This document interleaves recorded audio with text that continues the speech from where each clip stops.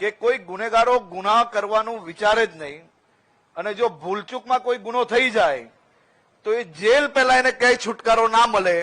તેવી વ્યવસ્થાઓ કરવામાં આપ સૌ લોકોને સફળતા પ્રાપ્ત થાય તેવી આપ સૌ લોકોને શુભકામનાઓ। ગાંધીનગર જિલ્લા પોલીસને હું અભિનંદન આપવા માંગુ છું। જે પ્રકારે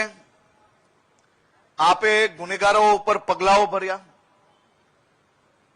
ગુજસીટોના ગુનાઓ દાખલ કર્યા, અનેક ટોલકીઓને પકડીને એ ક્ષેત્રમાં નાના મોટા ટપોરીઓમાંથી મુક્ત કરાવવામાં તમને સફળતા પ્રાપ્ત થઈ તે બદલ બી હું અભિનંદન આપું છું। પોલીસને કોઈ પડકાર ફેંકશે, પોલીસને અગર ગુજરાતના કોઈ બી ક્ષેત્રમાં કોઈ લુખ્ખો ટપોરી પોતાની જાતને દાદો માનતો હોય અને કોઈ પડકાર ફેંકશે તો પોલીસ એનો એવો હાલ કરશે કે ભવિષ્યમાં હનુમાન દાદા સિવાય કોઈની પૂજા કરવા ના જાય તે પ્રકારની પરિસ્થિતિ કરવા માટે ગુજરાત પોલીસને ખુલ્લો હાથ આપવામાં આવ્યો છે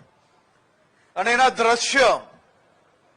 તમે સૌ લોકોએ ગુજરાતના ખૂણે ખૂણેથી જોયા જ હશે। અને જ્યાં કોઈ જગ્યા પર પોલીસ ચૂકી જાય ત્યાં પબ્લિક હવે મને ડાયરેક્ટ ફોન કરી લે છે કે તમે કહેતા હતા ને કે ટાટિયા તો સીધા નહીં જ ચાલશે, આના રહી ગયા છે। લોકો એટલા હોશિયાર કે સોશિયલ મીડિયાના માધ્યમથી ફોન કરીને મને પાછી માહિતી આપી લે